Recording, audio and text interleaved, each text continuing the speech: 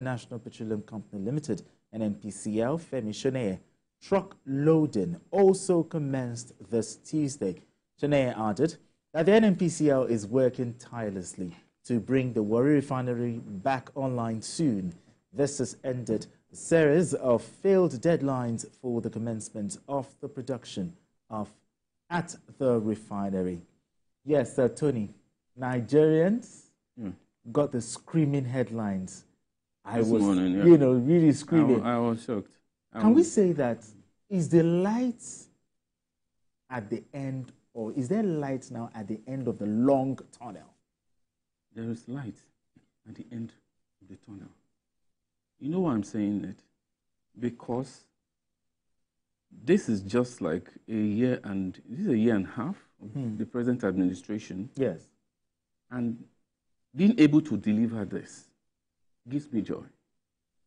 And it should give Nigerians joy, irrespective of your leaning, politically or otherwise. Because we've been around here for a while, and we've had successive government presidents with their promises that are going to revive these refineries. You may have started with one, but I know getting one means you can actually achieve the other two. But they failed, woefully. I keep hearing about turnaround maintenance. You keep hearing about humongous amounts being voted, and at the end of the day, nothing and no accountability.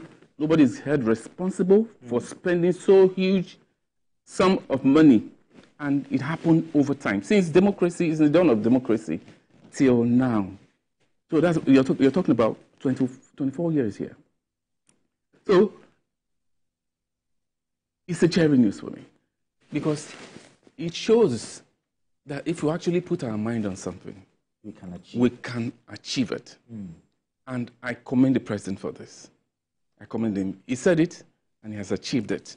And please, let's see, okay, they are starting with 60,000 barrels per day now, at least for now. I know we are going to grow into the, I think it's 250 or 60 thousand barrels per day capacity. I think it's a good start. The fact is that it's now in full operation, and we can proceed from there. Maybe not totally in full operation, but it says 60%. No, I say 60%. No, 60% full operation. Exactly, but 60% capacity. What are your thoughts? In all honesty, when I saw the news this morning, I was excited. At a point, I also had to exercise some doubts, because we've had this. We've had this so many times. Oh, it will come on stream tomorrow. It will come on stream next tomorrow, and all that. We thank God it is working now. But one important thing that needs to be stressed is that I hope it is not, as Yoruba will say, dakudaji.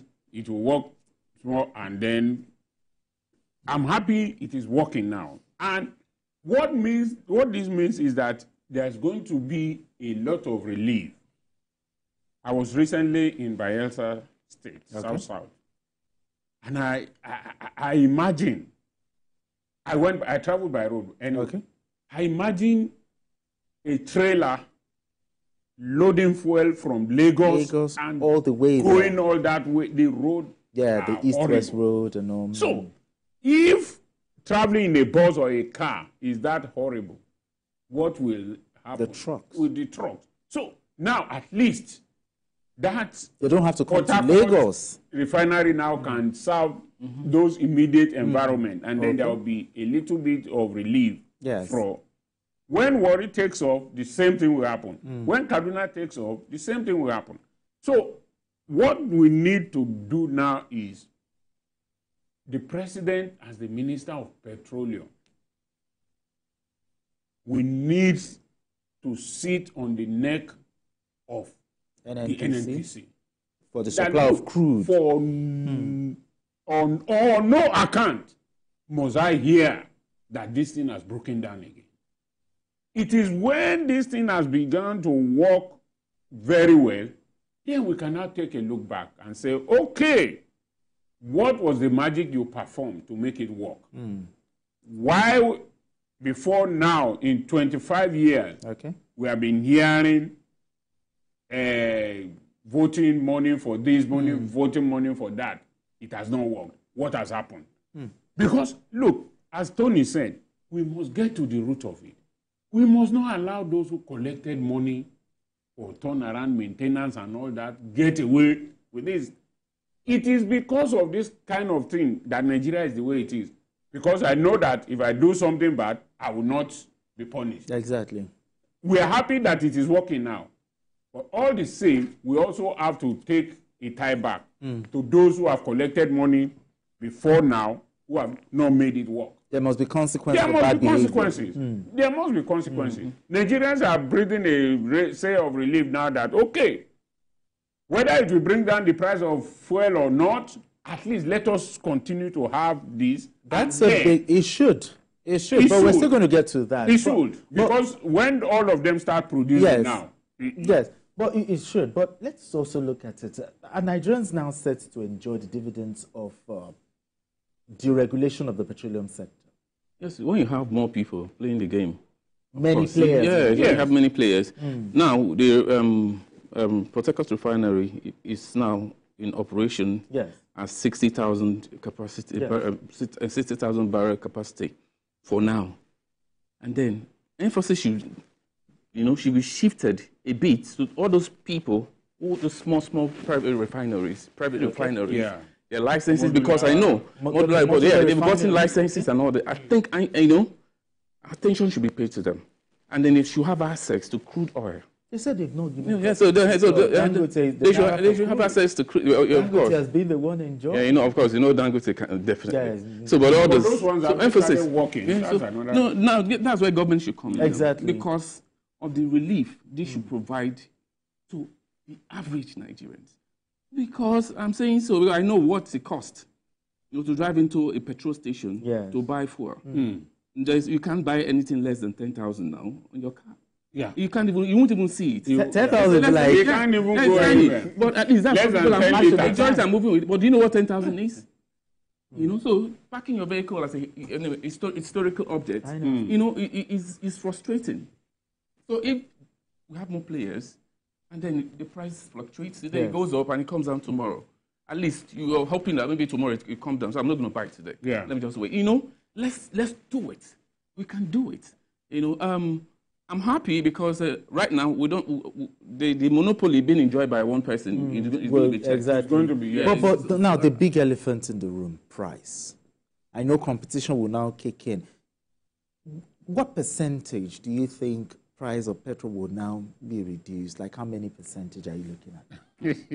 I know it can't be determined at this stage. You see, the truth of the matter is that the late M.K. Abiola asked a question in 1993 or 92. What is the cost price of refining fuel? Nobody. I've never been able to answer it. Nobody has ever told until you know the cost price. Because now you say that you are giving crude in Naira.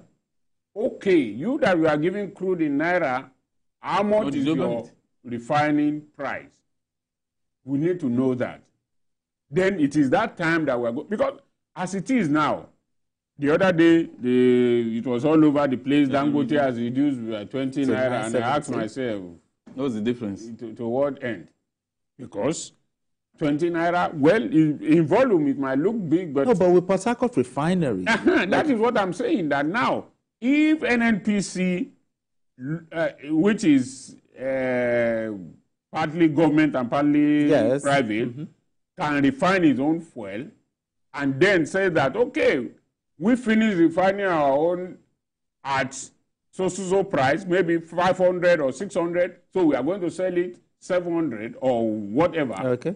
Then, whoever is selling his own plus and so on, we also look at it that I have to reduce mine as well. So that one will give us a fair price. Then it will happen as it does abroad. There are periods that prices of oil goes up. Oil price. There are times it comes down. So, but here in Nigeria, whenever it goes up, it really comes down. So we expect that with all those refineries working, perhaps it will. Okay, now that Port Harcourt Refinery is now come upstream, trucks have started loading, there should be some policies in place, to ensure effective distribution of the petroleum value chain. What are those policies that you think the government really needs to put in place as we wind down? We've been putting policies in place, and we've seen petroleum product diversion in the past. So you put a policy in place, execution matters too. Implementation. You put it in place. I'm not sure we are short of policy. Exactly. It's the ability to perform your function correctly. Yeah. You know what you're supposed to Yes. do. For instance, civil defense, Yes. the Navy, Yes. the police, Yes. the Army. Are you doing it well? If you're doing it well, I won't be sitting down here because you have a well cut out job function. It's clear to you. If you fail to deliver, which means you're sabotaging the system. Is there a rail track from policies Port are there. Harcourt to the north that can just They are used to be. They used to be. They are used Can to we bring that back on? Well, that's another. They can actually do it. That's another thing the government needs to do, because as it is now, most of the rail track they are focusing on is for ferrying people, not for goods. I think they We started need to picking containers. I focus. think We need to focus on that aspect. Take it Because to they by road. The two are working together. Yes. Because traveling from the north to the south, we get to some point, our train will stop for the goods. that's how it used to be before. So it's not rocket science as they That's say. how it used to be before. All we You need can to actually do get back to it. is Okay. to be focused. All right, gentlemen. Whoa, how time flies when we talk Nigeria. Tony Weji, thank you Thank you so very much for coming in. Benga. Thank you. Appreciate you. Thank you. Olayinka Oyegule, appreciate you as always. And that's it on Journalist Hangout today. Join us tomorrow for another episode of the program. Yes, you can watch the repeat broadcast of this episode tonight at 11. Join us on Sunday from 1:30 to 3:30 p.m. for Journalist Hangout on Sunday. We are on YouTube at youtube.com/TVC News Nigeria. I am Benga Oreshegun. Bye for now, and God bless Nigeria.